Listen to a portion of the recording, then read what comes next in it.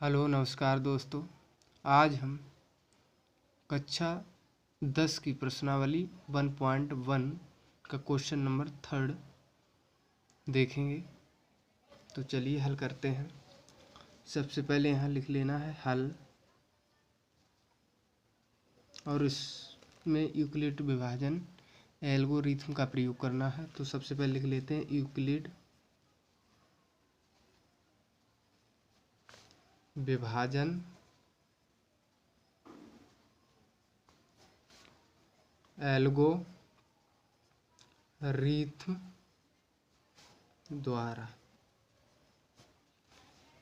तो यूक्लिड विभाजन एल्गोरिथम या यूक्लिड विभाजन प्रमेय का बराबर होता है ए बराबर बी क्यू प्लस आर।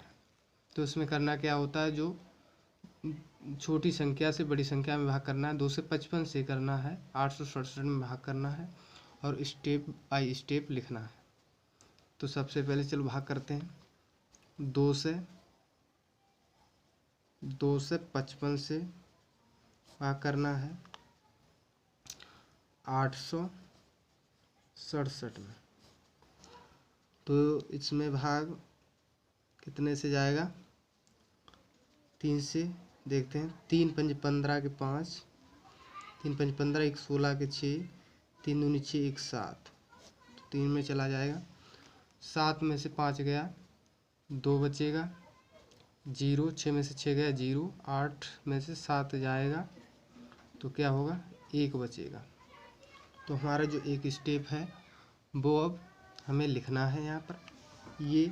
ये वाला जो है ये हमारा ए हो जाएगा। 867 क्या हो जाएगा, ए हो जाएगा। और भाजक 2 से 55, ए हमारा क्या है, भाज्य है। बी बराबर भाजक है और क्यू हमारा भागफल है। क्यू बराबर आ जाएगा 3। जो आर है यानी कि शेषफल बराबर 1 से 2। तो सबसे पहले यहाँ पर ए लिखा है तो ए सबसे पहले लिखना है। ये हमारा कितना है, 867 है। तो 867 सबसे पहले लिख लेंगे।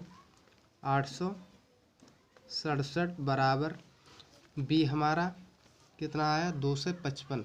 तो 2 से 55 लिख लेंगे, गुणा क्यू हमारा यहाँ पर आया है 3, तो 3 लिख लेंगे, प्लस आर हमारा कितना आया है, 1 से 2। और यहाँ पर लिख लेंगे आर इज नॉट इक्वल 0, मतलब आर बराबर हमारा 0 नहीं है। तो वह भाग की प्रक्रिया और करनी है। इस बार हम 1 से 2 से 55 में भाग करेंगे। 1 से 2 से 55 में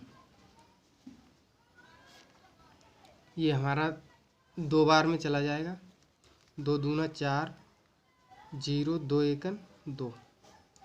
5 में से 4 जाएगा, 1 बचेगा, या 5, 2 में से 2 गया, कुछ नहीं बचेगा। तो हमारा देखो ए हो जाएगा 2 से 55 और बी बराबर 1 से 2 और क्यू हमारा 2 आ जाएगा और आर बराबर 51।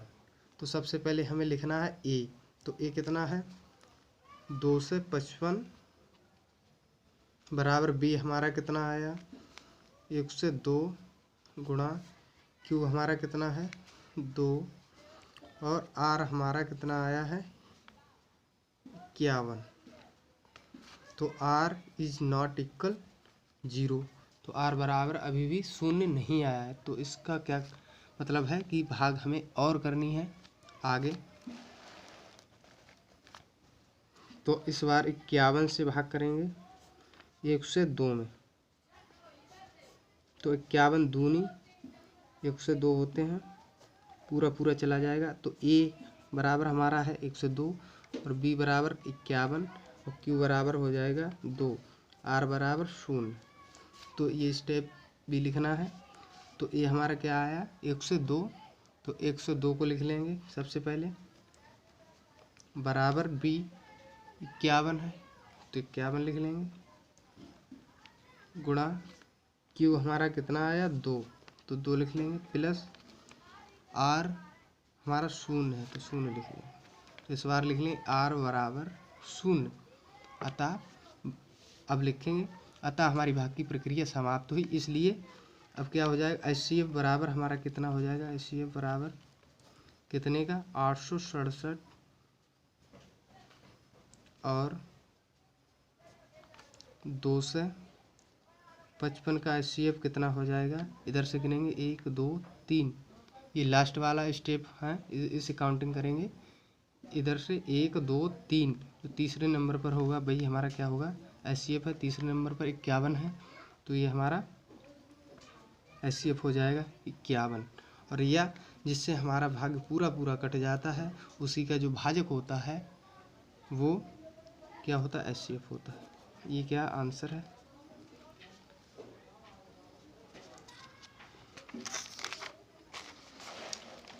अब प्रश्नावली 1.1 का दूसरा क्वेश्चन देखेंगे। इसमें है दर्शाइए कि कोई भी धनात्मक विषम पूर्णांक 6q + 1 या 6q + 3 या 6q + 5 के रूप का होता है जहाँ q कोई पूर्णांक है। तो इसमें सबसे पहले लिख लेंगे हल। माना ए कोई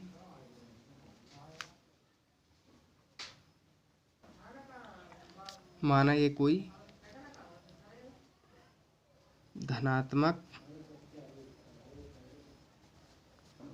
विषम पूर्णांक है, तो b का मान हमारा अब यूक्लिड विभाजन प्रमेय का बराबर होता है a बराबर BQ + R।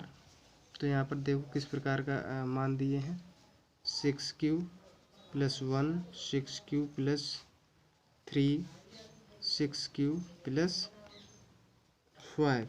तो BQ है तो b की जगह पर क्या है 6 है, तो b का मान क्या हो जाएगा 6, और r की जगह पर 1 ये मान दिए हैं, तो r की जगह पर मान हम अपनी तरफ से रखेंगे। तो इसमें एक और चीज़ होती है जो b का मान होता है वो r के मान से हमेशा क्या होता है बड़ा होता है। जो b का मान होता है वो r के मान से हमेशा बड़ा होता है। r का मान या तो 0 हो सकता है या 0 के बराबर हो सकता है। तो यहाँ पर b के मान क्या हो जाएगा b के बराबर यानी कि भाजक है, भाजक। तो b का मान क्या है, इसमें b की जगह क्या दिया है 6, तो r का मान क्या हो जाएगा, क्योंकि b का मान हमेशा बड़ा होता है r के मान से, तो r का मान छोटा होना चाहिए। तो छोटा क्या कौन कौन से मान हो जाएंगे 0 है, 1 है, 2 3 4 5 है। अब इसे यूक्लिड विभाजन प्रमेय में बारी बारी से r के मान को रखेंगे। तो यूक्लिड विभाजन प्रमेय के द्वारा यहाँ पर लिख लेंगे यूक्लिड विभाजन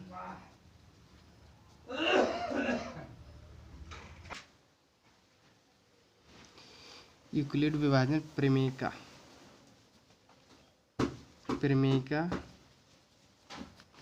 द्वारा यूक्लिड विभाजन प्रमेय के द्वारा होता क्या a बराबर BQ + R। अब हमें इस प्रमेय में a बराबर BQ + R में r के मान रखने हैं। तो सबसे पहले r बराबर 0 रखने पर तो a की जगह a है बराबर b की जगह b का मान क्या है 6 है, तो 6 रख लेंगे। q हमारा q रहेगा प्लस r की जगह कितना रखना है 0। तो a बराबर क्या हो जाएगा 6q + 0, इसे जोड़ेंगे तो 6q आ जाएगा। तो a का मान एक तो हमारा ये आ गया। अब r बराबर 1 रखने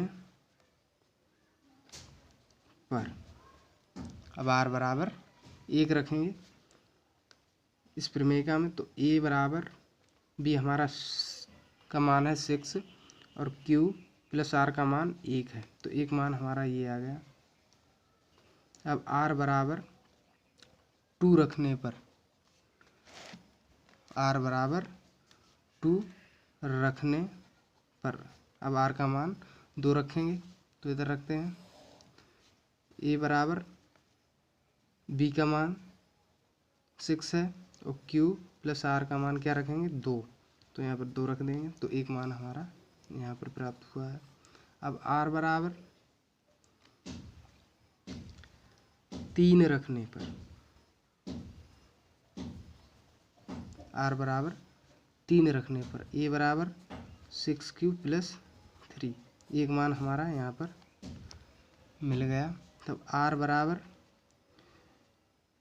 4 रखने पर, आर बराबर 4 रखने पर तो ए बराबर 6Q + आर की जगह कितना रखना 4, तो एक मान ये प्राप्त हो गया। अब आर बराबर 5 रखने पर, 5 रखने पर तो यहाँ पर हो जाएगा ए बराबर 6Q + आर की जगह 5 रखने, तो एक मान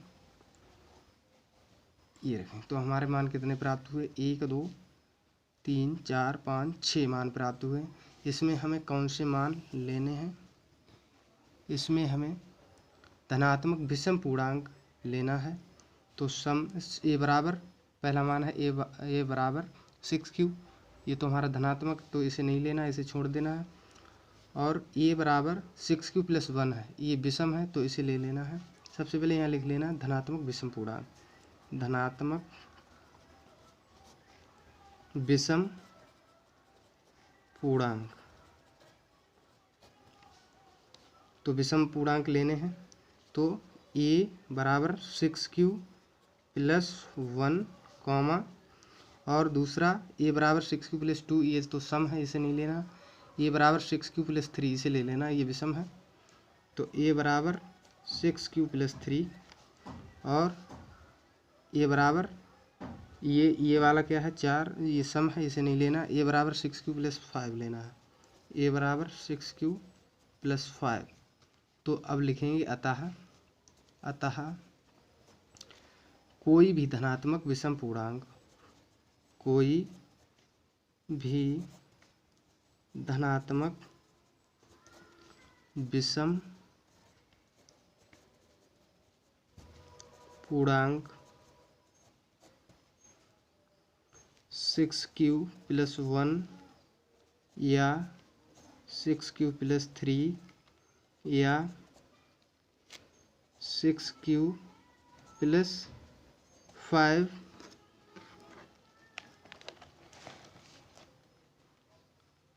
रूप का हो सकता है। ये हमारा आंसर आ गया। तो आगे जो भी क्वेश्चन बचे हैं वो अगले वीडियो में हल करेंगे। धन्यवाद।